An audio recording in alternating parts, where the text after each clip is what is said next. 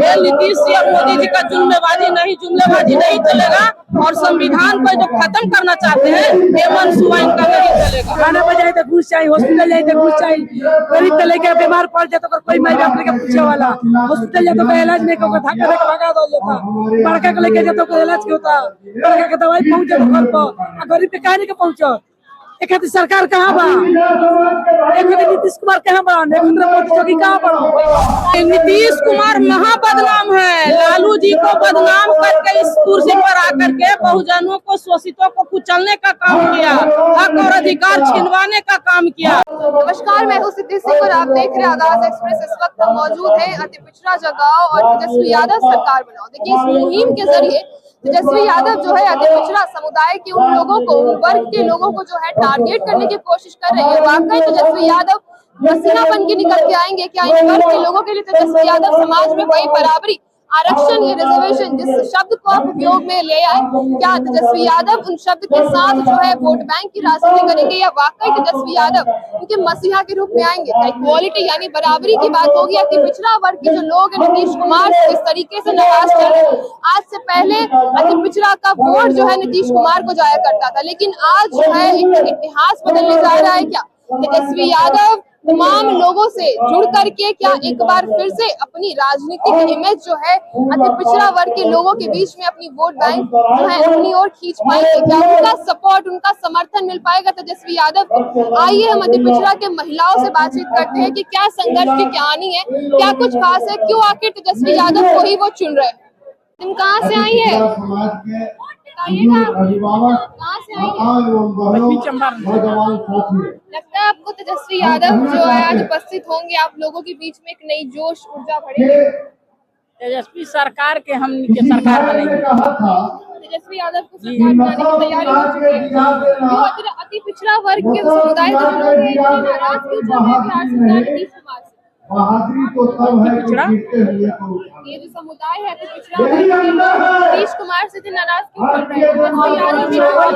के वैल्यू नहीं के धरती पर अति पिछड़ा का करी, सरकार बदलबे न करी, खाना बजाए तो घुस चाहिए, हॉस्पिटल जाए तो घुस चाहिए, गरीब तो लेके बीमार पड़ जाए तो कोई माई बाप लेके पूछे वाला, हॉस्पिटल जाए तो कोई इलाज नहीं होगा, धक्का देके भगा दो जाता, बड़का के लेके जाए तो कोई इलाज होता, बड़का के दवाई पहुंचे तो घर पर, गरीब पे कहानी के पहुंचो। एक सरकार कहाँ बा, एक नीतीश कुमार कहाँ बा, एक मोदी जोगी कहाँ बा, एक सरकार कहाँ बा, गरीब के लड़की के उठा के फेंक दल जाता, भगा दल जाता, सरकार कहाँ बा? यादव रहेंगे आप लोग के लिए? हाँ रहेंगे, इतना भरोसा क्या? हाँ भरोसा है, हमरा भरोसा है। 20 साल इनको देख लिए, 5 साल इनको देखेंगे, सही चलाएगा देश तो इनको फिर रोकेंगे, नहीं तो फिर बदल देंगे। लालू जी का समय कैसा रहा? लालू जी के समय बहुत अच्छा था, बहुत ही अच्छा। गरीब वर्ग के लोग खुश थे, बहुत लोग खुश रहे, सुरक्षित थे, बहुत सुरक्षित, बिहार सुरक्षित था। हाँ सुरक्षित था, जंगल राज नहीं था, मंगल राज था कि जंगल राज था? लालू यादव मंगल राज, अभी महा जंगल राज है। आप लोग नहीं देख रहे हैं किस तरह से महिला के साथ रेप करके हाथ गोड़ काट के किस तरह से उसको रड से अथी करके फेंका जा रहा है लाश। मणिपुर में महिलाओं को नंगे घुमाया जा रहा है। देश कहाँ है आज? घोषित इमरजेंसी से भी खराब स्थिति में देश जा रहा है। आप क्राइम रेट की बात करिए तो क्या लालू यादव के समय में क्राइम रेट कम था, गुंडा राज नहीं था? लालू जी के राज में मंगल राज था। लोग बदनाम करने के लिए घटना घटा के ही तो आया। लालू जी बदनाम थे, नीतीश कुमार बदनाम नहीं है। नहीं, नीतीश कुमार महाबदनाम है। लालू जी को बदनाम करके इस कुर्सी पर आकर के बहुजनों को, शोषितों को कुचलने का काम किया, हक और अधिकार छीनवाने का काम किया। ये फ्रॉड लोगों के संरक्षण में रह करके फ्रॉड लोगों का काम किए। आप देख लीजिए, जब लालू प्रसाद यादव जी थे तो उस समय मंडल कमीशन लागू हुआ था, SC/ST एक्ट लागू हुआ था, चरवाहा विद्यालय की बात चल रही थी और उन्होंने नारा दिया था, घोंगा चुनने वाला, सितुआ चुनने वाला, भैंस चराने वाला, सुअर चराने वाला, बकरी चराने वाला, पढ़ना लिखना सीखो। और हक और अधिकार की जब बात हो रही थी तब जो मुट्ठी भर फ्रॉड लोग था उसको बर्दाश्त नहीं हुआ। और आज जब नीतीश जी जब से आए हैं एक भी गरीब के पक्ष में कानून नहीं बना है। आप देख लीजिए 10% EWS असंवैधानिक बिल, 33% जो महिला बिल है वो भी असंवैधानिक। यदि महिला की संख्या है 50% तब फिर 50% कोटा में कोटा बिल क्यों नहीं आया गया। इसीलिए नया शिक्षा नीति 10% EWS और 33% महिला बिल भारत को शमशान और कब्रिस्तान बनाने वाला बिल है। और यदि इस देश में एक देश एक चुनाव की बात होती है तो इस देश में एक शिक्षा और एक चिकित्सा एक देश की बात क्यों नहीं होती है। इस देश में इंडियन पुलिस एक्ट में संशोधन क्यों नहीं होता है। इस देश में लैंड एक्विजिशन एक्ट में संशोधन क्यों नहीं होता है। तो जो इस देश में 90 की बात करेगा वही इस देश में राज करेगा। जब 10% EWS लागू हो गया असंवैधानिक तो अब 7% आरक्षण लागू होना चाहिए। जिस आरक्षण के लिए लालू आदरणीय शहीद जगदेव प्रसाद ने गोली खाया था, उन्होंने नारा दिया था 100 में 90 शोषित है, शोषितों ने ललकारा है, धन धरती और राजपाट में 90 भाग हमारा है, 90 पर 10 का शासन नहीं चलेगा, नहीं चलेगा। और उसी आरक्षण उसी 90 की बात जब हो रही थी तो लालू प्रसाद यादव जी ने भी जातीय जनगणना की बात कहा और कहा कि जातीय जनगणना करा करके जो हमारा शोषित और वंचित का है हक को अधिकार दे दो। तो इनको जेल के सलाखों में बंद कर दिया गया। और अभी बिहार में जो 17 महीना में नहीं, 17 साल में नहीं हुआ वो 17 महीना में तेजस्वी जी करके दिखा दिए। जातीय जनगणना और जातीय आरक्षण बढ़ा करके दिखा दिए। इसलिए तेजस्वी जी की सरकार बनाना। लेकिन जातीय जनगणना जब तेजस्वी यादव करवाए थे अपने समय में तो उसमें तो बहुत बड़ा सवाल हुआ। तो नरेंद्र मोदी करवाने जा रहे हैं जातीय जनगणना। नरेंद्र मोदी जी जातीय जनगणना करने वाले थे, जातीय जनगणना का कितना विरोध कर रहे थे। लालू प्रसाद यादव जी जातीय जनगणना की बात कर रहे थे, आंदोलन कर रहे थे।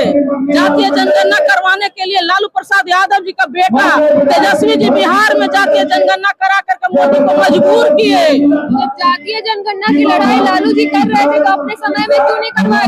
तो जातीय जनगणना कांग्रेस क्यों किया था, आंकड़ा प्रकाशित नहीं कर रहा था तो लालू जी विरोध कर रहे थे ना कि हमारा आंकड़ा दिखाओ।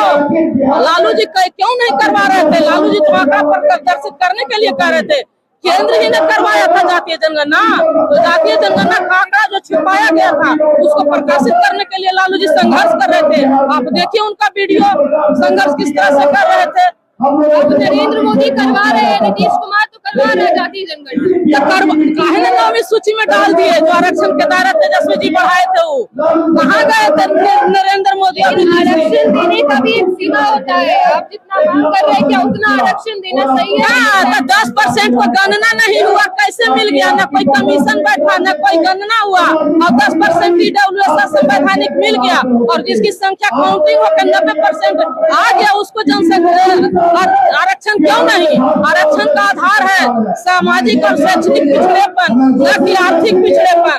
इसलिए 90% को आरक्षण मिलना तय है, क्योंकि बाबा साहब ने ही संविधान में लागू किया है कि जिसकी जितनी संख्या भारी उसकी उतनी हिस्सेदारी। आप किसी का हिस्सा नहीं खा सकते हैं। हिस्सा प्रकाशित कीजिए, जातीय जनगणना करके सबको हिस्सा दीजिए। जंगल जमीन से लेकर हर सेक्टर में ये नीतीश जी और मोदी जी का जुमलेबाजी नहीं चलेगा। और संविधान को जो खत्म करना चाहते हैं ये मनसूबा इनका नहीं चलेगा। ये देश मनु विधान से नहीं चलेगा, संविधान से चलेगा। ये बताइए अति पिछड़ा वर्ग के लोग आखिर तेजस्वी यादव पर इतना भरोसा क्यों है? तेजस्वी यादव का भरोसा रखने का बहुत यकीन बा। लोग कहले जब बाप माई का बिगाड़ल ना मुखिया का बिगाड़ल गाँव आम नेता के बिगाड़ल देश ना सुधरेला। तब सुधरेला बदलाव कइल जाला तब सुधरेला। बदलाव करे के बाद नेता के बिगाड़ल देश ना सुधरेला तो सुधारल जाला, बदलाव कइल जाला तब सुधरेला। तो बदलाव करे के बाद इस बार क्या तेजस्वी यादव को मुख्यमंत्री बनाना तय है? क्यों आखिर नीतीश कुमार से क्या शिकायत है? 4 किलो का कम राशन मिलता है, 4 किलो में राशन कम मिलता है। आया हमारा बनिहारी हमनी के कम मिलता उतना में हमारा बच्चा पढ़ावल जाई, आगे किन के खाई जाई। महंगाई इतना हो गई हमनी के कहां से इतना महंगा खर्च कर दिखाई। सस्ता चाहिए। ये बताइए जिस तरीके से तेजस्वी यादव आप लोगों के समुदाय के लिए आज यहाँ पर इकट्ठा हो रहे हैं, सबको एकत्रित कर रहे हैं, क्या आप लोगों का समुच्च वोट जो है तेजस्वी यादव को चाहिए? हम लोग देंगे, हम लोग वोट देंगे। ये बताइएगा, नीतीश कुमार का समय या फिर लालू यादव, कौन से आप लोगों के लिए, जो अति पिछड़ा वर्ग के लिए कौन सा जो नेता था वो सोच रहा था? लालू यादव सोच रहा है। क्या कुछ था लालू यादव के शासनकाल? बहुत अच्छा था, सब कुछ सस्ता था। सस्ता था जी। और नीतीश जी के शासन में ये बेरा बहुत महंगा भया एबरा सब कुछ महंगाई ज्यादा रोजगार है, हमनी के बहुत रोजगार नीतीश में रोजगार मिलता है? नहीं लालू जी रोजगार देते थे? रोजगार उस पे भी नहीं है। सुरक्षा कब था? सुरक्षा अभी भी है, अभी सुरक्षा है, मैंने महंगाई ज्यादा बा। साफ तौर पे आपने इस वीडियो के माध्यम से सुना कि अति पिछड़ा वर्ग की जो महिलाएं हैं काफी दूर से तो इस रैली में आई है, इस सभा में आई है, सिर्फ और सिर्फ तेजस्वी यादव के उन शब्द को सुनने के लिए, तेजस्वी यादव द्वारा पढ़ाए गए उस मनोबल को महसूस करने के लिए। साफ तौर पे कहना है कि अति पिछड़ा वर्ग की हर एक महिलाओं से लेकर के तमाम वर्ग के लोगों का वोट जो है इस बार तेजस्वी यादव को जाने वाला है। मुख्यमंत्री क्या तेजस्वी यादव बनेंगे? क्या अति पिछड़ा वर्ग के लोगों ने जो है नीतीश कुमार पर अपना भरोसा खो दिया? क्या नीतीश कुमार ने अपना एक समुदाय का वोट बैंक खो दिया है? आज के इस रैली और इस सभा के माध्यम से काफी कुछ बयान हो रहा है बिहार की राजनीति में।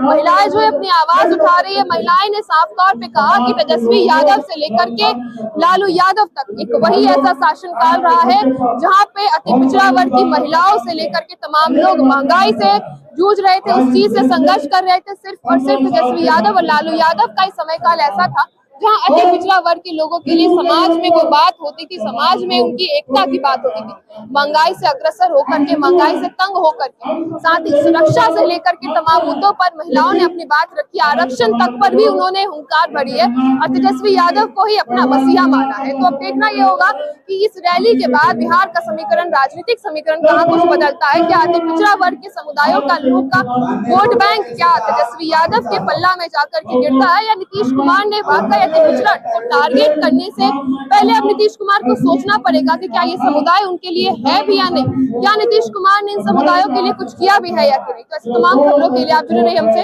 और देखते रहिए आगाज।